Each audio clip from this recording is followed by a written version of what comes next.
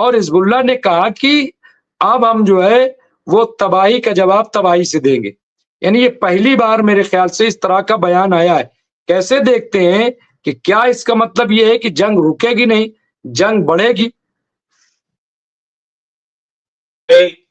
जब कैप्टन साहब के साथ हम बैठते हैं ना, तो मुझे अपने इंस्ट्रक्टर के साथ बैठने का एहसास होता है कि हम जब एनसीसी कैडेट में बैठे रहते थे और हमारे उस्ताद लोग चारों तरफ बैठे रहते थे, तो कभी कोई कुछ बताता था, कभी कोई कुछ बताता था। बहुत साल के बाद आज हमको जब आप कैप्टन साहब के साथ बैठालते हैं, तो मुझे लगता है कि मैं अपने किसी इंस्ट्रक्टर के साथ बैठ रहा हूँ और यहाँ भी मुझे कुछ सीखने को मिलेगा। ये बहुत अच्छा लगता है। मुझे आर्मी में जाना बहुत पसंद था।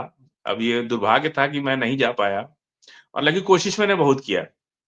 मैंने ज़िंदगी में सिवाय आर्मी के अलावा कोई नौकरी के लिए कभी फ़ॉर्म नहीं भरा मैंने। मैं भी आर्मी में जाना चाहता था, इसीलिए मैंने 40 कैंप किए, 40 आरडीसी परेड किया मैंने। बीएलसी में फायरिंग में यूपी में मैं सेकंड पोजीशन पे था और बहुत उत्सुकता से मैं सीखता था। आर्मी अटैच कैंप मैंने 10 आर्मी अटैचमेंट कैंप किया है। हमारे यहाँ 39 गोरखा रेजिमेंट बनारस में है और वो बहुत इम्पोर्टेंट है। मैं वहाँ वहाँ एयरफोर्स का भी है वहाँ बनारस में। बहुत जानते होंगे कैप्टन साहब। तो मुझे बहुत अच्छा लगता है, या तो मैं कभी-कभी अकेले में रहता हूँ तो अपने उन दिनों को याद करता हूँ, जब मैं इंस्ट्रक्टर्स के साथ सूबेदार मेजर और सूबेदार साहब के साथ चीज़ों को सीखता था। आज भी जब लड़ाई होती है ना तो मेरे परिवार में लोग कहते हैं कि आप इतना गौर से क्यों देखते हो इन सब खबरों को? तो हमको इस मिलिट्री की चीज़ों को समझने में बड़ा अच्छा लगता है और हम लोग ठीक है, राजनीति भी एक युद्ध है, यहाँ भी लड़ना पड़ता है। यहाँ भी जान का जोखिम उतना ही है जितना आर्मी में है। बस ये है कि फ़र्क इतना ही है कि यहाँ अपनों से लड़ना पड़ता है। ये बहुत दुःख होता है मुझे कि हम अपने ही देश में एक लड़ाई का एक फैमिली के अंदर एक लड़ाई का म्यार तो होता है, हर घर में लड़ाई होती है। लेकिन कभी-कभी हमारे देश की राजनीति ऐसी गंदी हो चुकी है कि म्यार खत्म हो जाता है। यहाँ की राजनीति का जो लड़ाई है, वो म्यार से बाहर चली जाती है। और हम लोग तो टीवी पे बैठते हैं, सारे जहरीले साँप वहीं इकट्ठा होते हैं। एकदम पूरा पॉइज़न निकाल के रख देते हैं। ये भी नहीं सोचते हैं कि भाई हम सब एक ही हैं। लेकिन अपनी सियासत को चमकाने के लिए, अपनी राजनीतिक बात को करने के लिए जितना ज़हर मैक्सिमम अपने मुँह से निकाल सकते हैं, लोग निकालते हैं। हम लोग ठीक है, उसका जवाब कभी-कभी हम लोग भी दे देते हैं। लेकिन अब आते हैं हम इज़राइल पर। इज़राइल में देखिए, ये बहुत हो रहा था कि अब उनका कहाँ गया? जो इंटरसेप्टर था, कहाँ चला गया? मैं पहले भी आपसे कहता था कि एक टाइम आएगा कि इनका गोला ही खत्म हो जाएगा। एक 20,000 की मिसाइल हमास की होती थी, छोटी-सी पाइप में बना करके वो लोग 5-10 किलोमीटर की रेंज होती थी, 20 किलोमीटर, हिजबुल्लाह की भी रेंज 20-25 किलोमीटर होती थी। लेकिन उसको 80 लाख रुपए का गोला उसको रोकने के लिए खर्च होता था इज़राइल का। बड़ी स्ट्रेटजी के साथ हिजबुल्लाह और हमास ने लगातार 1 साल तक उनके संसाधनों को कमज़ोर किया और मिसाइल को रोकने की क्षमता इज़राइल की खत्म हुई। अब अमेरिका जो है इस वक़्त 2 चीज़ों में इज़राइल फँसा हुआ है कि पुराना जो है नेतन्याहू सोच रहे कि बाइडेन का अमेरिका है, अभी फ़िलहाल 40-45 दिन टाइम बचा है, तो हम इस बीच में कुछ बड़ा कर लें। अब कुछ नहीं हो सकता। सवाल इस बात की नेतन्याहू को तो लड़ना नहीं है। आम आदमी के जो गरीब के बच्चे सिपाही आईडीएफ के जो भर्ती हो रहे हैं, कोई आर्मी में जाना नहीं चाह रहा है, सैन्य कम पड़ गई है। किसी भी कीमत पर, कितनी भी बड़ी सैलरी, कितना 40 लाख पाउंड का इनाम रखा है कि इज़राइल ने डॉलर का, 40 लाख डॉलर का, कि जो भी कैप्टिव को ला के देगा तो हम उसको इतना इनाम देंगे। तो अब सोचिए कि कहाँ आके इज़राइल खड़ा हो गया, जो दुनिया में डंका बजा रहा था। और ट्रंप की वजह से ज़्यादा नर्वसनेस आ गई है अमेरिका की तरफ से, जो उम्मीद थी, चाहे वो यूक्रेन को उम्मीद हो, चाहे इज़राइल को उम्मीद हो। मुझे नहीं लग रहा है कि अब वो उम्मीद पर पानी फिरता दिख रहा है इन लोग को। इसलिए ये लोग बहुत जल्दी में हैं। इज़राइल जो है बहुत जल्दी में है, यूक्रेन भी जल्दी में है कि हम 20 जनवरी से पहले-पहले कुछ चीज़ों को निपटा लें अपने। पता नहीं 20 जनवरी के बाद क्या होगा? और ट्रंप ने आते-आते इशारा तो कर ही दिया है। अब इशारे को कोई नहीं मान रहा है, तो उसकी उसकी गलती हो रही है। आज जो है आयरन डोम कहाँ चला गया इज़राइल का? आम पब्लिक पे जब गिर रहा है, कितने लोग मर गए और बड़ी-बड़ी बिल्डिंगें गिर रही हैं। जिस तरह का हमला आया है आज से कल तक में आप देख लीजिएगा कि इजराइल जो है खुद बोलने लग शुरू कर देगा। और अब पहली बार ऐसा हुआ है कि इजराइल ने अपने नुकसान को बताया है जनता में, कभी आज तक बताते नहीं थे। लेकिन अब चूंकि इतना बड़ा हो चुका है कि दुनिया भर से वो छिप नहीं सकता। चाहे आज भी छिपाने की कोशिश कर रहा है इजराइल, लेकिन वो छिप नहीं सकता।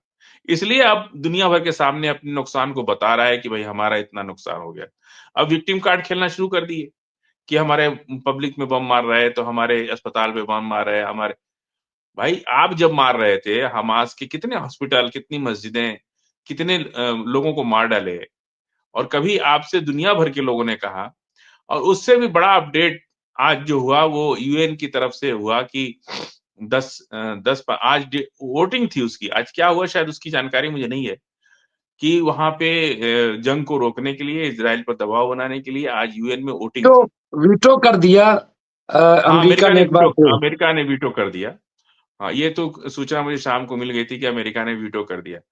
ये बहुत बड़ा अपडेट है। आज दुनिया फिलिस्तीन और इजराइल, हिजबुल्लाह के साथ खड़ी है, आज ईरान के साथ खड़ी है दुनिया। ये नहीं चलेगा। जिस तरह से गांव में 4 लोग जो होते थे ना पावरफुल, पूरे गांव को गुलाम बना के रखते थे, अब नहीं चलेगा ये चीज। अब हथियारों की लड़ाई भी है और साहस की लड़ाई है। अब तो दुनिया खड़ी हो रही है जालिमों के खिलाफ। जब भी कोई पावर अपना दिखाने की कोशिश करता है तो उसको हम जालिम ही कहते हैं, कि वो दुनिया उसको जालिम कहती। भाई आप किसी को उसकी बात तो सुनो, उसकी समस्याओं को तो सुनो। अमेरिका, इजराइल, ये एक नेक्सस बना लिया है दुनिया के अंदर इन लोगों ने। यूरोपीय यूनियन के नाम पर फ्रांस, जितने भी सुपर पावर, इन लोगों का एक नेक्सस बन गया है कि कोई भी गरीब देश अगर उठना चाहता है तो उसको दबा दो, उसके ट्रेड को रोक दो, उस पर सैंक्शन लगा दो, नहीं तो उसको धमका दो, किसी को इलेक्शन का डर दिखा दो। ये जो पावर को ब्रेक रोकने के लिए जो अमेरिका ने और सभी बड़े देशों ने मिल करके एक नेक्सस बना लिया है कि हम छोटे देशों को जीने नहीं देंगे। कोई छोटा देश बड़ा बन ही नहीं सकता जब कुछ बड़ा काम करता है। अब मेरे देश के अंदर आज तक हमारा देश कैंसर की दवाई नहीं बना सकता, अमेरिका रोक देता है उसको।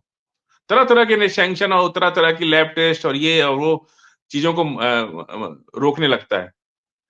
हम लोग दवाई नहीं बना, आज तक हम लोग बहुत सी दवाई नहीं बना पाते। इतनी बड़ी बिल्कुल बड़ी कंपनियां, बिल्कुल। हम दुनिया को सरप्लस दवाई देते हैं, लेकिन बहुत सी बीमारियों की दवाई हम नहीं बना पाते। बना सकते हैं लेकिन अमेरिका के चलते नहीं बना पाते हैं। ये बात क्या नहीं उठनी चाहिए अंतरराष्ट्रीय लेवल पर? ये बात उठनी चाहिए ना कि अंतरराष्ट्रीय लेवल पे ये बात उठनी चाहिए कि भाई हम क्यों नहीं, हम एक हवाई जहाज नहीं बना पा रहे। फाइटर जेट तो छोड़ दीजिए, हम पैसेंजर जहाज नहीं बना पाते हैं। इतना महंगा 400-400 500 करोड़ का पैसेंजर जहाज हम लेके आते हैं। हवाई जहाज की यात्रा महंगी है हमारे देश में, जबकि सस्ती होनी चाहिए। दुनिया भर में रेल की यात्रा से भी सस्ती हवाई जहाज यात्रा है। और हमारा देश इतना बड़ा कि कश्मीर से कन्याकुमारी तक जाइए तो 4-4 दिन ट्रेन में लग जाएगा। तो क्या वहां हवाई जहाज की सुविधा नहीं होनी चाहिए? लेकिन ये सारा खेल जो है अमेरिका खेल खेलता है, हमको आगे नहीं बढ़ने देता। और हमारी सरकारें नहीं बोल पाती हैं इस बात को पब्लिक में। पब्लिक तो सब जानती है, लेकिन ये लोग चुप हो जाते हैं। पता नहीं क्या इनकी क्या कमी है, या क्या जी कौन सी बिल्कुल ऐसी वो। किया है। मैं फजील साहब आपके पास आऊंगा। और जिस तरह से खबर आ रही, TV9 भारत ने लिखा कि हार गया इजराइल, हाइफन लगा के, और फिर आगे लिखा है कि हमला करने के बजाय अब इजराइल जो है वो गजा में आर्थिक मदद पहुंचाने के बारे में कह रहा है और ये शुरुआत करने जा रहा है। क्या कहेंगे इसको? क्या सीज फायर के बगैर इस तरह का कोई अमल मुमकिन है, या इस तरह की खबर क्यों चलाई जा रही? क्या जो इजराइल में खाना जंगी शुरू हुई है, जिस तरह से वहां अफरा तफरी का माहौल है, क्या उसको रोकने के लिए कि हमने कार्रवाई शुरू कर दी है, हम बातचीत कर रहे हैं, हम वहां कैप्टिव्स को लाने के लिए गाजा के लोगों की मदद कर रहे हैं, क्या ये मैसेज देने की कोशिश है? क्योंकि जब हमले हो रहे हैं ऐसे में ये कि आप गाजा में आर्थिक मदद पहुंचाएंगे, क्या है ये? क्या किस तरह की खबर है फजील साहब? मीडिया, भारत की जो गोदी मीडिया है ना, इसकी खबर पर तो चर्चा ही मत कीजिए, कोई नहीं सुनता है इनको। ये पूरे खारिज हैं ये लोग। दुनिया तो छोड़ दीजिए, भारत के लोग ही नहीं सुनते। अभी आप किसी से भी पूछ लीजिए तो आपका चैनल लोग सुनते हैं, और यूट्यूबर्स को सुनते हैं, लेकिन गोदी मीडिया की खबर को लोग स्क्रॉल करते रहते हैं।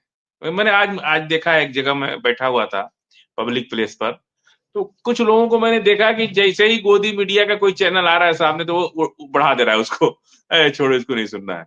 इन लोग की बात ही छोड़ दीजिए, ये लोग पता नहीं कहाँ से गवर्न होते हैं और किस तरह की खबर, इनको खुद कंफ्यूज है।